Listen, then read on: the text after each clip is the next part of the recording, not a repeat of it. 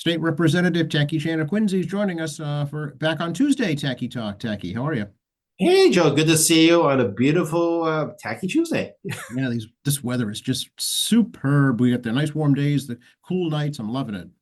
Yeah, it's been over 28 days since we had any rain, according to last night's news forecast, and it looks like we're going to be like this for a few more days. My grass is having a challenge for the first time this year. I know that's the bad part of it, unfortunately, but we get to do all kinds of outdoor stuff before the cold weather hits, so it's good. It is, and I'd like to just kind of remind folks that Triple E is still out there. Actually, saw Quincy Public Health pickup truck again down my area this week, and it's only Tuesday, so they've already been down here again. Obviously, we live near marshland, and there's a lot of still water with various ponds around the city. You all know where they all are, and just be careful. That's all. Just be careful. It's still a danger, even though the weather's getting cooler until we get to much colder. The mosquitoes will go away. But even though it's been very, very dry, doesn't mean that still water cannot sit around. And of course, the marshlands do their good, basically retain a lot of water. That's part of what they do. So still water good for mosquito eggs, so to speak. So just remind people of that. And then we are reaching cold and flu season, obviously, and vaccination opportunities available for folks for any number of things, range from COVID to what do you call it, pneumococcal pneumonia. Yep, yep, that's one of them. RSV is another one. So yeah. Yep, well, RSV is available. Obviously, the flu shot's available. So you don't have to take them all at once. Your insurance is likely to cover most likely all of them, and the opportunities available basically anywhere there's a pharmacy.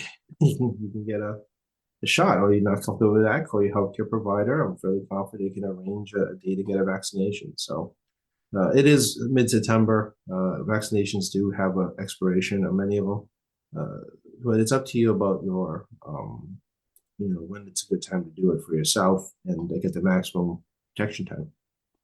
The weather was really nice for all the outdoor stuff that happened in Quincy last weekend. Yeah, I was out Saturday. The morning seemed a little cloudy. I did have a good time with the lieutenant governor over at IBEW Local 103 for the United Way Cornhole Contest. And cornhole tossers are very competitive people, as I've discovered, regarding their perfect technique on throwing beanbags through the air into a hole. I was like, oh, these guys are really playing for money. But it's great to see the lieutenant governor as well as the newly elected Norfolk County Clerk of Courts, Walter Timothy, as well as Councilor Greg Shanahan and Mayor Koch. Did you yourself try your hand at cornhole, Tacky? No, I try not to embarrass myself more than I have to. Oh, come on. I can embarrass myself on my own, much less with not needing a top beanbag toss. I'm sorry, Councilor Greg Shanahan from Weymouth. We did not pick up a new Quincy councilor. But no, yeah, Greg from Weymouth. But no, Joe, I can embarrass myself in so many other ways, largely involuntarily, I suspect, without actually having to put myself in an area where I will most definitely embarrass myself. I bet you'll see it as an Olympic event one year. We were joking about that actually. That was a conversation we actually did have at the corner of various folks. I saw some friends there. The lieutenant governor is actually a very good arm. She did a great job doing her toss. But I was talking to a few folks there, and we're joking about it, but we're only half joking about it when we realized breakdancing is an Olympic sport, and a higher degree in Australia, you can get breakdancing. So I was half a joke. Part of it was like, maybe this isn't a joke. I used to make fun of curling at one time. Mm. That was a long time ago when curling made an appearance. Then it was like skateboarding. I was like, Mhm. well, okay, I can see it. There's a very high skill set like snowboarding. I mean, there's a specific skill set, and there's technicals, so you can kind of see how that works regarding the technique issues. But when it's very free flowing, freestyling like breakdancing, I'm like, I get it, but I'm kind of like, really? Yeah, well, it's also an artistic expression, so it's kind of left to one's own judgment. Well, I mean, we already saw the controversy in the Olympics regarding the gymnastics Yes. call, because there's a degree of judgment call there, even though there is a quote unquote technical performance, in the sense that you expect to have the body and everything in perfect form. Right. Same with swimming is, or diving more accurately. Diving is all perfect form, and they don't get replay. It's whatever they see that moment. They have to see if you technically meet it perfectly. But again, it's also a judgment call. So a lot of these sports people have a legit human component on judgment. Mm-hmm. And if there's a bias or not, I don't know. But during the Cold War, we watched the Olympics. There was 100% bias on all sides. We're going to be polite about this. Yeah. Yes, exactly. We'll be equitable about the bias. Yeah, very much so. It isn't like other sports where you have like shooting. You hit the target, you clearly hit the target. The Oh, target's right. That's kind of black and white. Yeah. very clear, right? Same thing of other points-based sports. You scored a point, you don't score a point, but you can argue whether a foul is a legit foul, but it isn't done at a judge's table. It's done by referees. Right. Yeah. So, but certain sports like synchronized swimming, I believe, have been removed. And equestrian horse jumping, I believe, is being removed too. Change for what's coming in? There's another sport that we can't think of it right now, but it'll come to be later. There's more sports coming through similar to breakdancing. Interesting. Okay. And you had Chowderfest too, right? Yeah, Chowderfest was beautiful. Actually, it was beautiful. Chowderfest, right on the water, right at the old Hurley boat rental, which is next to the Quincy Yacht Club.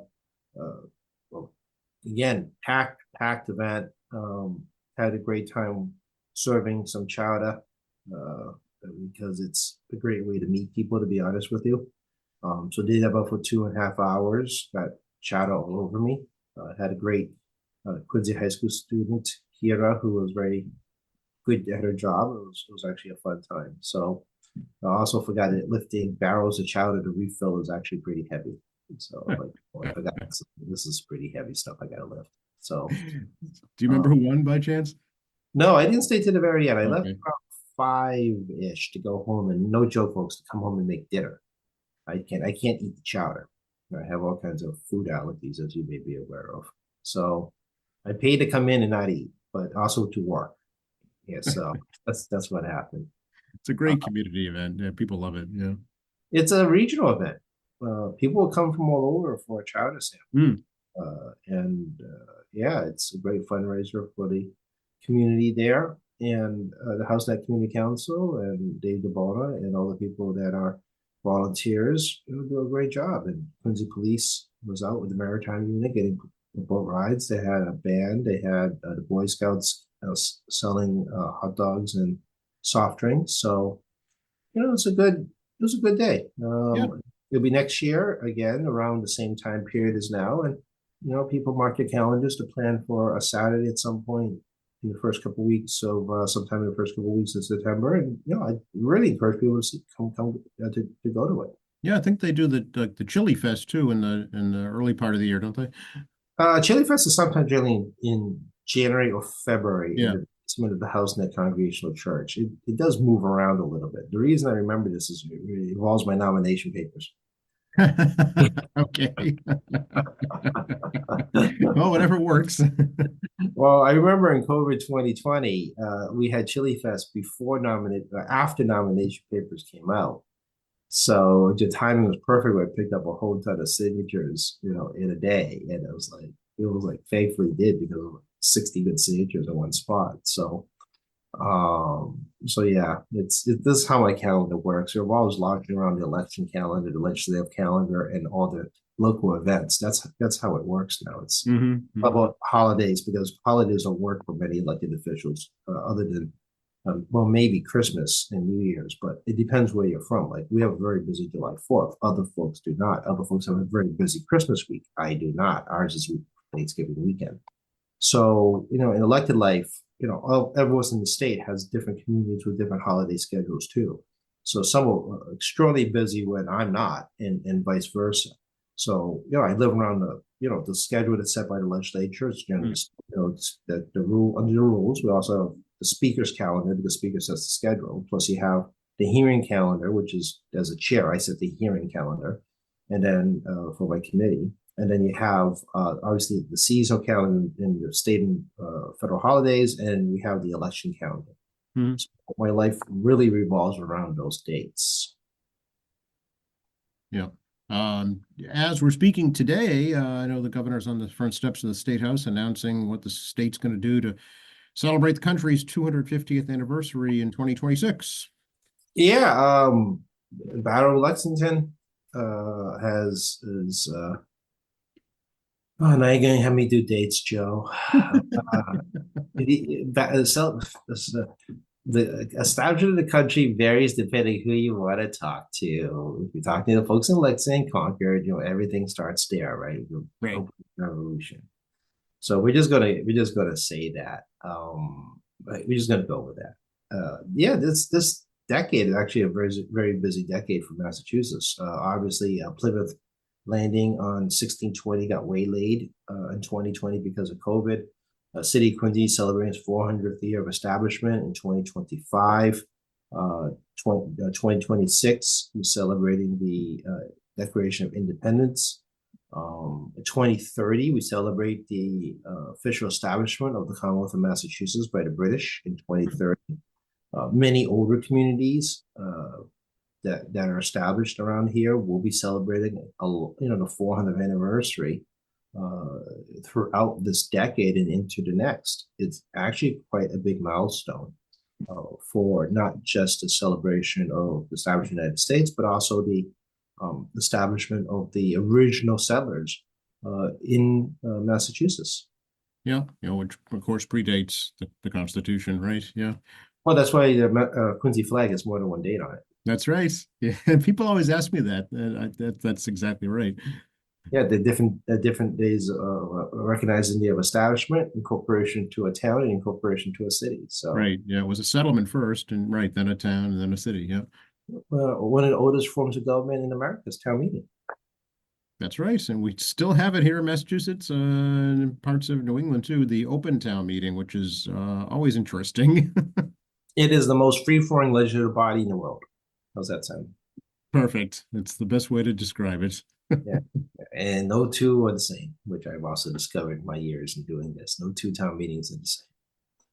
So yeah, no, it's a lot going on, plenty to celebrate, and obviously the opportunity to make some tourism money as part of the governor's bigger proposal to celebrate is to get people to come visit. This is a huge tourist destination. We always take it for granted, but people around the world always will come here. And I have a friend who was on vacation in Vienna, and the English tour guide actually had visited Boston. And she told him that Boston is one of the easier walking cities for tourists, and it's a city that's still very European.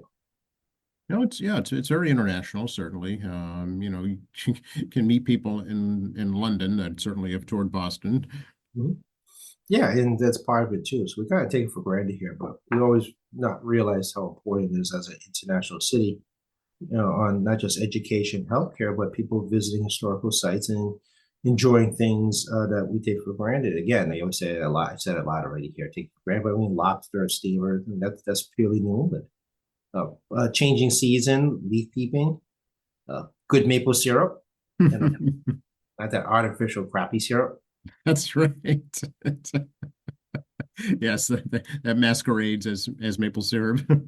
It's a very New England thing. Anything going on at the State House these days besides that? It's been quiet. The various committees have moved over to written testimony hearings for late file bills. So we're getting emails like one bill, two bills that have been filed late. So all the committees, including myself, are still processing testimony from folks coming in. I'm still getting meeting requests. For example, I'm trying to arrange a meeting with an energy company regarding electric car charging stations. They're interested in expanding their network, so they want to talk to someone. So I'm like, fine, it's okay, we'll figure this out. So yeah, but I mean, as I said last couple of times, that I don't expect a whole lot of major activity over the course of the next 4 or so weeks. I mean, it may pick up towards the end of October. Definitely after Thanksgiving, we'll get through what I call the crunch. We'll try to get through 200 bills of local home rule petitions and other non-controversial matters in like 4 weeks in December. We have a bad habit of doing that before we close out the formal sessions. And elections are on people's minds. So the Speaker's office, through his PAC, because the Speaker's office can't do it himself, he has a PAC that does this, that coordinates the House campaign. So the various state reps that have races that have need, they help coordinate resources around the state for that too. So, but that's out there, and some other stuff's happening. Majority Leader Mike Moran was in Kentucky this year to accept the transfer of the NCSL conference, National Conference State Legislator conference, to be held in Boston in August. Senate President Spilker and him were there representing the state on official transfer and acceptance. So we are officially now going to have the National Conference State Legislators National Conference August 3rd to 5th in 2025. Oh, at the convention center? It'll be at this convention center. First time we've held it since 2017. This is our third conference we're going to host, and each conference has been record attendance in terms of attendees. So Boston is a very desirable place, as I just talked about earlier, about all the unique things about New England and Boston and Massachusetts, but it's not lost on an even domestic level where other states prioritize actually coming to visit us. Interesting. Okay. Do you need tickets for that, Sankey? It is good question. The answer is yes, but it's a little weird because since each state contributes to the National Conference State Legislators, obviously legislators, staff and legislators do not have to pay tickets. Right. Yeah. It is a working conference because they bring experts and other legislators around the country, including our own, to do presentations to other legislators and staff and policymakers about different topics affecting them around the country. It's a big international city, so there's all the consul generals and various embassies, even if it's not in Massachusetts, will fly up and do their own host and presentation regarding tourism, economic development themselves. We're talking about a potential 2,000 to 2,700 legislators plus their families. But we're talking, there's about 2,700-ish legislators around the country. So we're talking about a big thing. And then you have the individual subdivided caucuses, whether it be energy caucus or healthcare caucus, but also things like the Asian caucus and the Black caucus and the Latino caucus and so forth and so forth. So, you got all those different caucus events going off as well. So that's a huge coordinated event, and obviously not just hotels are going to be booked, but in the geographic area, everyone's have to figure out how they're going to host entertainment, right? You want people to have a good time. So obviously I chair the House Asian Caucus, so I'm in charge of trying to figure out next year. I got about 11-ish or less, actually, just about 11 plus, less than 11 months now to start to figure this out. And I would need to have a conversation with the national caucus chair sometime in October, November to get like, hey, what do you want? And then I can work my way backwards and trying to figure out how to make it. Yeah. Is that something the public can attend or no? The parties are by invite. Yeah. The public can attend. I don't know why the public would want to attend. Okay. It's all conferences of basically that, unless you have an interest in some like project in like Georgia that they're going to come talk about, right? Yeah. How it works, then I don't see why would people really want to go. I'm sure there's a way to get tickets. I know there's a way to get tickets because the website will sell tickets. Okay. But I mean, I'm not discouraging. It's not cheap. It's several $100s. Oh, okay. Yeah, that's the kicker. So we will see, and I hope we get some good news coverage out of it. Last 2017, we didn't get a ton of news coverage. It'd be nice to see some local and national news coverage about us for we do and talking to other legislators around the country. Right. You want to? I don't know if you want to go, Joe. You guys want to go to a food trip in August? Yes. Come up to Southie to the Adventure Center. That's your field trip. Absolutely. Hopefully the red line will be fixed by then. I can just get on the train. It puts pressure on the MBTA to get all those lines done inside the inner city ring. We're closing in another less than 10 days or so for the red line to finally, hopefully, cross my fingers, and probably will die if it doesn't work. Um, to be all set. I do see the buses. I do understand the inconvenience out there to the public, but hopefully that this will be settled. Yeah, we've been all kinds of promises from the MBTA that it is going to happen. So, and I see them working around the clock because I come in here at 4:30 in the morning and they're out there. So, Yeah, obviously I'd travel a little less because this time of year it's not as much activity. As you all know, I'm a homebody anyway. But in Walston, very clear. They're nonstop construction. I did listen to your podcast of the MBTA, Joe, which everyone should listen to. That went to great details about the project, the complexity of it, and how they're actually pacing the work in the 24-hour level while making sure they meet OSHA requirements and safety requirements. yes, I've got another interview with the actual GM in October, so I'll look forward to that as well. Yeah, you can't. This isn't the days where you can pay people overtime and make them do 12-hour shifts. Right. So those days are gone. That was a thing at one point. People tend to forget. I mean, they'll pay you extra work 10, 12, 14-hour shifts for some young guy, or well, mostly men at the time, but young men back then, many decades ago. We just pay them more money and then you can just work to long hours. Now they have shifts, they have inspections, and it's a whole safety issue now.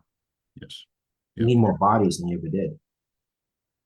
So we are speaking on the eve of the next Fed meeting tomorrow, and there's a big anticipation of a rate cut this time. Yeah, the talk is whether or not it's going to be a quarter point or a half a point. So Right. with a 0.25, 0.5% rate cut. What does this mean in real life? Well, currently the Fed short-term borrowing rate is between 5.25 and 5.5%, which means that the U.S. Treasury short-term T-bills between 1 month and 1 year at the auctions to the public, range between that 5.25 and 5.5%. The long yield is a little bit different because that's more market forces or people taking loans out in the competitive marketplace. So why is that important? Because believe it or not, banks borrow money from somewhere to issue loans when they get paid back, and it's not always just your deposits. So the Federal Reserve Bank is the bank for the banks, to make it pretty simple. So when the Federal Reserve loans money to those banks, they're at the higher interest rate, which then makes it more expensive to borrow money. And that includes credit card companies because credit card companies are backed by banks. Now, Visa, MasterCard are not banks. They're just transaction companies. Well, American Express and Discover actually are banks and transaction companies, meaning they do the electronic transactions as well. So people kind of confuse the two, that Visa and MasterCard are banks. They're not. They're just an intermediary between you and the bank on your credit card transactions. Yep, they're the middleman, basically. Yep, that's who collects the fees in the middle. So in real life terms, you're going to see mortgage rates and credit card overtime rates level out a little bit. They'll probably go down a little bit, but it's going to go down dramatically. Like you're going to see like a 10% shift in 1 day in your credit card APR. Probably not. Will you see it shift like 1 or 2%? You probably will. And to some folks, that could be a real big difference between 22% or 25% versus 18 and 19%. Remember the days of 12% APR on the late payment on your credit cards? So they'll be the start of it. And the stock market is going to react, trying to anticipate whether or not smaller companies can actually have more line of credit and borrowing as a result of the lower interest rate. So how everybody responds to this probably will be somewhat immediate in terms of the stock market, but in terms of our day-to-day lives, you probably won't feel it for some time. It's kind of slowly, how do you put this? It's slowly integrated into our society. So even though it flips in 1 day, like literally, in a moment's notice, the rate changes. In our day-to-day lives, it takes some time to kind of make its appearance and how it affects us. So, if the economy slows more, the Federal Reserve will definitely have to lower interest rates. And The unemployment number last time was actually fairly strong, so it was 4.2% national unemployment rate from 4.3%, so it went down a little bit. But job creation was very slow, and we're closing in quickly on one, meaning for every person unemployed, there's one job available, which means we're heading towards pro-employer marketplace, meaning employers will be able to dictate salary soon. Right. And if it dips below where you have less than one job for one person, employers definitely have the leverage on the negotiation table for wages. So not surprising if you're a collective bargaining situation, this is the moment. You gotta get your negotiations now for the best price possible. And you see that at the Boeing strike at the moment. The union employees of Boeing are striking to get a better long-term contract and wages and benefits, and this is the moment. Yep, I think the UAW is striking against one of the manufacturers as well. Stellantis, which makes Chrysler products, I think. Yes, yeah, the old Chrysler Stellantis. But if you don't do this now, and becomes more of an pro-employer wage market, because there's just the job ratio shifts against the unemployed people, then you start to lose your leverage. So as contracts have been coming up this year at a national level, for whether it be actually, even if you're not a union employee and you're on a contract and expiring soon, you better leverage the best dollar you can now before the talent pool shifts again. Yeah. As a result of higher unemployment, employer has more to pick from. Yeah, they're going to want to lock it in for as long as possible. Nurses at Faulkner Hospital are contemplating strike now, so it's as you say, do or die right now. It is, most definitely is. This is not lost on union leadership. They're perfectly aware regarding the shift in the marketplace regarding unemployment, and it impacts employers and employees, and it does affect their wages. And wage growth is an inflationary driver. And as I know it sounds awful, but as unemployment goes up, or more accurately, job openings go down, becomes more pro-employer, and then the wages will shift down because the employers will not have leverage again. Right, right. Be curious to see how a rate cut is going to impact the presidential election. I think it depends on eye of the beholder, right? I mean, I was talking this to some folks this weekend, and my personal opinion is that if you're voting for either candidate, you're locked in. Okay, you're not inclined to change your mind. Will you change your mind? Sure, you could change your mind, but I think the polling, and I think people have set their sights on, for whatever personal reasons, and that's up to you, not me, to vote a very specific individual. They will. Now, could they change the vote? Most definitely they could. Do I expect a mass change? Absolutely not. Do I expect a massive shift of 10% of voters on either candidate moving to the other side? Most definitely not. Could I see fractional changes? Absolutely, right? Very small fractional changes. And then you have this whole question about, who's going to not vote? Like, just leave the vote blank. You don't have to vote for the candidate. You can leave it blank. And then it becomes this really minuscule sect of undivided voters. Undecided voters. This very small section of undecided voters that's going to make the final call in the end. And we don't know what they look like. And that's kind of the hardest part. People tend to, pollsters and political science folks and commentators and media folks all seem to have some knowledge of this undecided base. And to be honest with you folks, no one knows what they really look like. That's true. That's true. They can say they do, and they can sell data that says they do, but they don't for sure. No, take it from a guy that does election observations his whole life. Right. Observing elections my whole adult life. And actually, I started doing this in college, observing elections. And it is very unpredictable. It doesn't matter what decade you're in. Undecided voters are unpredictable, and they're not what you think they look like. People always assume they represent a certain demographic of gender, race, religion, socioeconomics, where they live. It's not. Undecided voters isn't this kind of like template individual. They're not. They're like you and me. They're just ordinary folks who have not made a decision yet, and it can be any personal thoughts about politics or life or whatever, and they're just another folk. The battleground states was what they focused on, and those undecided voters are a real question mark. So I suspect there'll be a lot more polling data and whatnot going out there. I am curious, though. I heard that Taylor Swift's announcement had created bumper crop numbers of new registered voters. Um, let's see if I can look up quickly here. Yeah, not surprising, given her fan base and the demographic as well. Younger females, I think, probably is the bulk of her audience. And I know she put out, voter registration information as part of that endorsement. So that was the goal, obviously. Yeah, and we'll see if she does positive reinforcement as we get closer to election day to get people to the polls and put out information out there. Internet now provides portals for people to figure out, where they're going to vote, how Hmm. they're going to vote, and what days to vote, and when things start. So I do not know. I do not, I'm not privy to anything she does. Um, but I mean, it'd be interesting to see if she drives up the vote through social media. Um, let's see here. Let's see how many. Let's just look quickly on my phone here. See if they have a number thus far. Um, let's see here. I think she has something like 300 million followers. So, I mean, even a 0.5% of that is significant. Yeah, it's curious. If 337 300 6 days ago, 337,000 people clicked on the register to vote site on Taylor Swift Wow.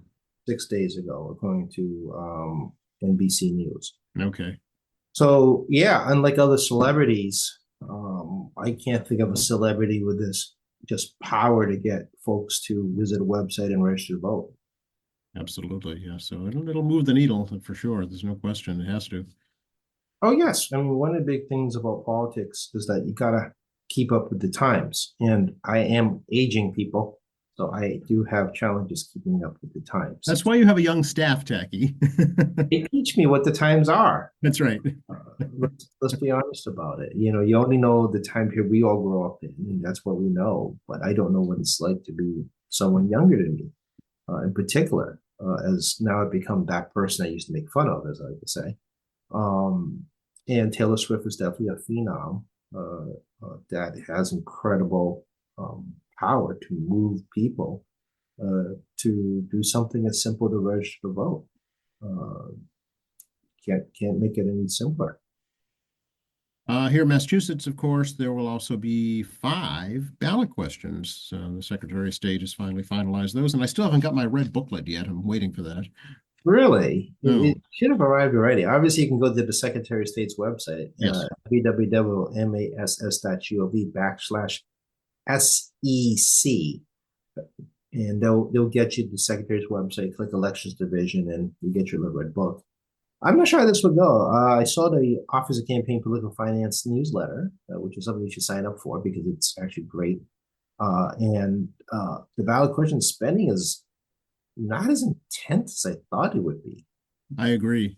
I was expecting more too, especially for the tipped workers one and maybe the transportation network drivers question. Yeah, the latter one, the tip workers was the I'm sorry, the Uber driver unionization pay scale uh, was the one I expected a whole lot of money to go into. I've not seen that materialize in the campaign finance reports. Oh, for folks who are knowing what we're talking about, when you do a ballot question, the Office of Campaign Political Finance requires a campaign. They spend money to a campaign for a ballot question to form a PAC, form a political action committee. It's a ballot initiative political action committee. So the money goes in there that can be spent on advertising and promoting and signature gathering for a ballot question. You don't actually have to have the ballot question certified. You can do it before as part of paying people to collect signatures or promoting signature gathering. So various interest groups can put money into those PACs, and then they proceed to use that money to promote their campaign. And we've seen this goes into the tens of millions of dollars, depending what year it is, on ballot questions. So given the 5 of them out there on psychedelics, which leave it at that, which I'm still very confused how that ballot question works. Question about minimum wage for restaurant service workers. Question about Uber drivers, unionization, standardization of pay, it's actually not as simple as unionization. It's really kind of simple for a uniform pay structure for them. You have the so-called auditing the legislature by the state auditor, and then you have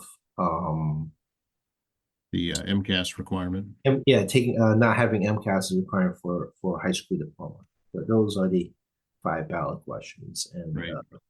Personally, I expected the big industry ones, such as the minimum wage for service workers in the restaurant industry, as well as the Uber ones, to be the highest ballot question PACs, because the industries have the most money, would pump it in there. The next one down the line would be the MCAS one with the teachers union pumping a lot of money in there. And then that's kind of the sequence I would think. Psychedelics was actually the low end of my expectation of spending, but obviously I gravitate towards the big companies when it comes to ballot question initiatives, because the big companies have money. Yeah, right. I think the maybe the Uber driver one had the wind taken out of its sails a little bit with the state law that set the minimum wage for them. Yeah, there was a lawsuit that was a settlement with Attorney General Campbell some months back that Uber is doing a victory round in its advertising not long afterwards, saying that they've set a highest national rate of basically some type of minimum wage for Uber drivers. Mm-hmm. So the ballot question is a little convoluted, because they want to make Uber drivers independent contractors, but full employee benefits. Right. And you cannot be self-employed and receive food benefits. That's not how self-employment works. Well, right. Who's going to pay for that? Right. Yeah. For that. So it's a very confusing explanation on the Uber question, because of the fact that they want to make people who want to retain the ability to be self-employed but get food time benefits for self-employed, which leads an intriguing policy question to all forms of employment. Mm-hmm. Mm-hmm. But at the same time, though, the issue with the Attorney General kind of mutes a lot of the pay issue by put $35 an hour minimum pay. I know it's really a pretty good starting salary. So if you like to drive, this could be an option. Well, get it while you can, because the age of robotaxi is going to be starting in San Francisco. They already have the Waymo, I believe, is the taxi out there in San Francisco, which is available for public use. San Francisco actually does have a robotaxi. Oh. They're being experimented on, not surprisingly, on warmer climate areas and in cities that are mostly grids. Oh, interesting. Yeah. So you can just pre-program it, like Florida would be a good one, I guess. Yeah. Not surprisingly, America Southwest and Southern California is where there's a lot of this going on. So the age of automated driving taxis are not that far away. We're probably 10 years out. Wow, that's amazing. Yeah, Uber has pretty much surrendered trying to make their own electric car. They're looking to partner up with Mobileye. Is it Mobileye? I don't know. I can't remember who's pulling it, but various companies that were doing their own car industry stuff surrendered, and they're just going to look for new partners that are already ahead of the game in the car industry regarding self-driving. Apple, for example, people forget Apple had a car. They want to do a self-driving car. Yeah, I think Google too. Yeah. Yeah, with Google. I think Google and Intel sold off their to subsidiary. They're basically a subsidiary company now. But yeah, Apple tried it. They sold it. They just gave up. They're like, this is too expensive. It's cost us so much money, and we're behind other companies in developing the tech.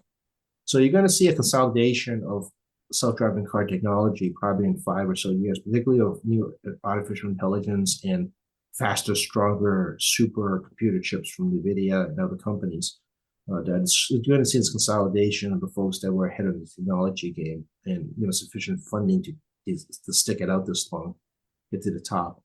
I don't see any of the big car manufacturers creating those self-driving cars. I think you're going to just utilize other self-driving car technology. Right. Yeah, exactly. With the question to audit the legislature, Tacky, is that tied up in the courts, do you know, or is that been... Attorney General Campbell decided not to take the case. Oh, okay. Okay. So the state auditor had, well, we can sue us. Well, sue the state, is to the Attorney General's office, and can can an executive branch office sue the legislature? Interesting question. Attorney General, we're not doing this. Okay, yeah. So that's why it ended up a question. That's why it's a valid question. Okay. And even then, the interesting question of the force to compel. So the civics lesson, everyone. The legislative branch is not subservient to executive branch, contrary to what presidents like to believe, because every president does a power grab against the legislature, and the same thing happens in state government. Governors struggle against the legislature. The legislature legislates, the executive branch executes the legislature's instructions. That's how it works.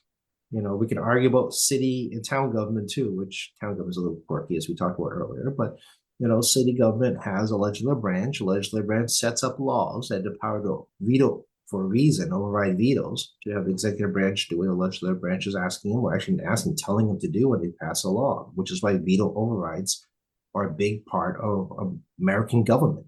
And we have legislative and executive branches. So the interesting constitutional question is always the same: is that we have a member of the executive branch, which is state auditor, which is duly elected from the public, trying to tell the legislative branch, exert itself in the legislative branch to do something. And that isn't how it works. You don't tell the legislative branch. The legislative branch can cut your pay, it can change your job description, it can change the law on you, it can rewrite laws on you, it can, unless the Constitution gives specific instructions of which that we can amend the Constitution by, you know, 2 sessions of legislation voted by the public can change the Constitution, change the constitutional powers of any elected officer, constitutional officer in the state. Same thing at my level. I mean, we could, the district attorneys and it gets a little weird actually. Certain county positions are created by the state. Some are created by the Constitution. I'm trying to remember which. Like sheriffs, DAs, clerk of courts. I gotta look it up. It's been a long time. Yeah, it's okay. Yeah. It's been a long time since you asked me the county questions. I shouldn't probably, I went to a water, I probably should not gone into regarding how what counties fit into the job description category in the Constitution. It's been too long since they looked at it. But I mean, the legislature obviously has the ability to tell executive officials what to do. We can abolish it and create executive branch offices. So my time, I've already seen many different secretariats, and I've seen agencies abolished and moved around it. Alcohol Beverage Control Commission is one of the ones that comes to mind quickly. It's the one where Mitt Romney tried to kill the agency, and we moved it from the governor's office to Tim Cahill at the time, the state treasurer's office. We can move offices around, you know, so we can do things like that. So we can, the legislative body can directly impact the executive body if the legislative body so chooses. So the governor's office can't tell us what to do. And even during COVID, we had control of the chambers, even though during the state of emergency, the Constitution prohibits the governor from ever preventing a session of the legislature from ever happening. The governor is prohibited by Constitution. It's a little more wordy than I just said. Yeah. But the executive branch can't tell the legislative branch not to hold a session. And even 2020 COVID, we're trying to figure out how to make this work. You know, the governor's office could not shut down the chambers. Right. No, it's you are the people.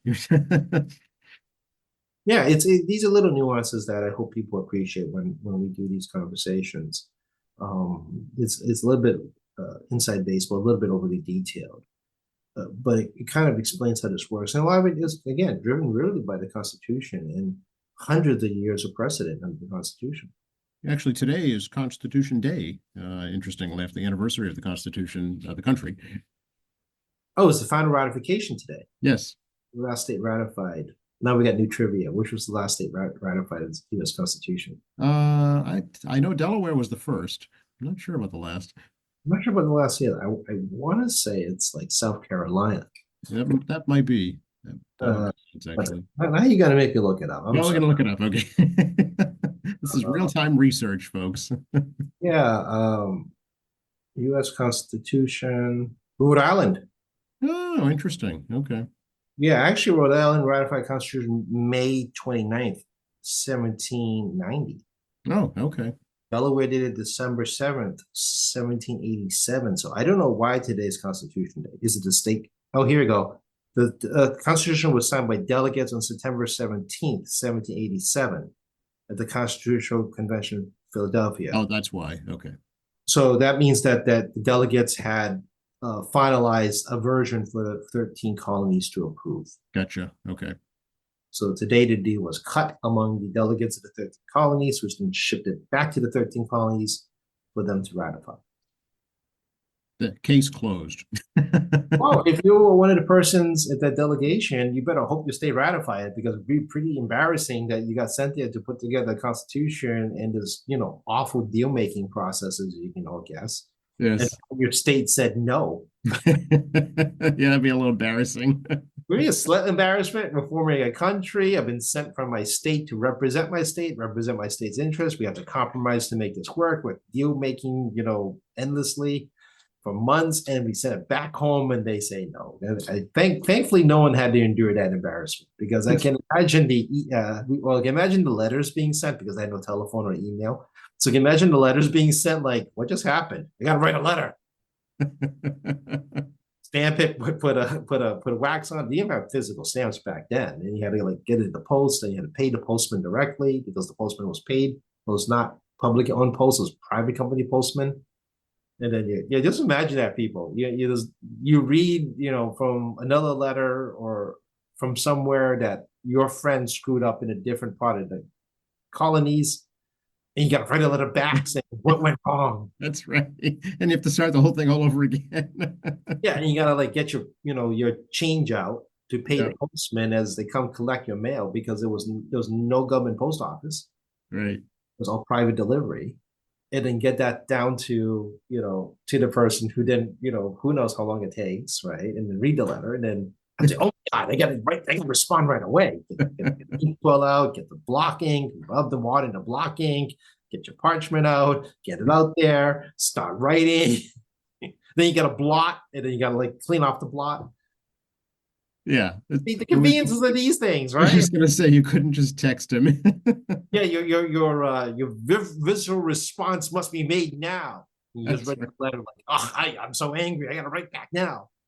That's why those letters were so passionate back then. But you also had to pay for the post because there was again no government post office. You're now you got wait for the guy to go. So how much does this get to Philadelphia? Right. And it's like, do we have enough money?